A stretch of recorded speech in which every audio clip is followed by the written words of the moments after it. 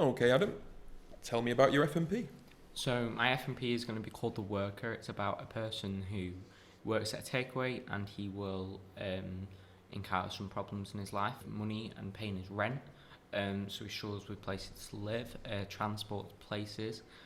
He also has a girlfriend who he wants to propose to but doesn't have the means to actually buy the ring because he's paying his rent and food and everything like that. The struggles about his mental struggle with it all. I like to point out mental health because it's a big, strong topic that I can use effect on, and with my FMP I can use different camera techniques and different visuals to make it more impactful and more, well, just make it better, because it's a very good way to to present emotion. Yeah, I think you're going down the route of a high level of audience identification for them through mental health, through relationships and things like that is a really good element to add. So what made you choose this project? I made this decision because I looked at everyone else's and I wanted to stand out above the crowd, see people doing crime, horror, mystery, and I just wanted to make it different. It's not something I would want to make. It's not something I would be like, oh, that's really cool.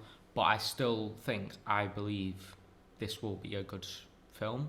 I want to make it because I've looked at everything I've thought together and different techniques I can use, and I think that when I'm doing this, it can stand out above from everyone else, even if it doesn't have the most plot-turning storyline. I still think I can make it very interesting for an audience member and from anyone who wants to watch it. Yeah, definitely. With what you told me so far, it does sound like that. So what inspired you to make this? Has anything happened in your life? Any relationships? Any friends and family that have gone through this? Yeah, so I've looked at past movies and I've looked at people and what they like and what types of things they like, and I know a lot of my friends and me personally, I love superhero movies and I love this and that, but a lot of things people also love is just a bit of narrative in the movie, maybe not an action scene, but the actual background going on. And with every superhero, I think there's always a problem. There's mental health issues. There's poor, like Spider-Man. He's poor. He lost his parents at a young age, and so on. But he shows like how you can overcome this thing. So I think portraying that into a normal person, a normal character, shows anybody can struggle, anybody can have this happen to them. Yeah, that sounds really good. I mean, there's a technique called, if you've ever heard of it, called save the cat and kick the dog. Yeah. With save the cat and kick the dog, obviously with that it'll be very much kicking the dog. So just like the Joker at the start of that film is very downbeaten, everyone's really against him. And it's a great way for getting your audience on side of your characters. So that sounds really good. So who are those featured characters then? Or what's the subject of your production? So my featured character is called Joe. As I said, he's a worker. But what I want to do is I want to give not as much backstory to Joe. So I want to have it build up with the scene. I want the audience member to put it together, and I want them to figure out that Joe is struggling without going, this is my mental health. I want him to have it hidden away and hold him back a little. Because I feel like having that will make the audience member want to know what's different about him, what makes him this person, what makes him do this. And his girlfriend, which I haven't got a name for yet, because I can't put a name on someone that I haven't fully put a character to. That makes sense. I know I want her to be aggressive and a person who cares about herself and her image, which Joe also cares about, however, obviously struggles. So he's a burden to her, and she doesn't want that weight of his emotion on her. So I want her to be a bit more selfish, and that I want her to be not a bad guy, but a hated person in the film. Does that make sense? Yeah, towards the end, with your transformational arc, does that character change by the end of the film? Has she become a nice person, or is she that same attitude throughout the whole film? In production, I'm still figuring out the ending, because I feel like up until I film it, it'll always keep changing. I'm gonna get a base idea and be like, right, this is what I want, this is how it's gonna go. When I story plan it and when I write my storyboards, I'm gonna hopefully make it, there's a turning point that will make Joe regret going for something that he wants. So if it's her turning him away or something like that, just to show he's better off without her, and that he can do so much more with someone that's very like mean and bad towards him. I feel like having that change in his life might make it better. So I feel like that's the route I'm going to go with. Very nice.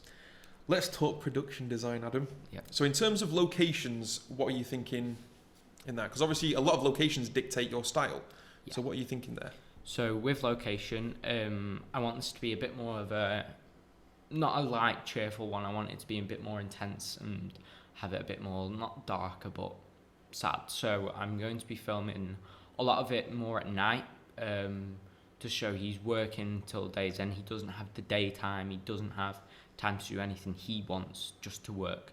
So I'm going to film it a lot of piercing light, a lot of street lights will be used. In fact, I'll use lights and setup lights to make sure different lights things happen. He'll be walking along the street quite a lot, so recording cars going past will be effective, even if it's going literally up to a car with a microphone. If I get the sound, that's how I'll do it. I'm going to find a bedroom that I can use that'll be a recurring theme to show that he's working, he's sleeping, he's struggling, and it's a recurring theme. What you could do, sorry, just to interrupt. No, go for it. You could do in that bedroom, you could do throughout the film, either getting more messy, depending on how he's breaking down, or if he's transforming into a better person. Yeah. Or you might actually show the breakdown until he meets this new person and becomes better, and then all of a sudden things start to move around and get a bit tidy. A production design is very much about that. If you look at, say, The Dark Knight, you've got Harvey Dent's character as Two-Face. In his office, he's got half of his bookshelf all torn books thrown about, everything's not at 90-degree angles. His other half is absolutely perfect. So straight away, it's that characterization. Yeah. So what's one of the biggest things you hope to learn from doing your FMP? So recently I've done music video documentary, and for my last FMP I did a documentary. So this is going to be the first short film I want and have made.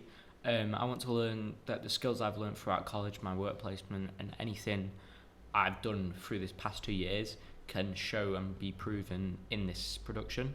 When I make it, I want to make sure every little detail is done to the spot and point that I can get it as right.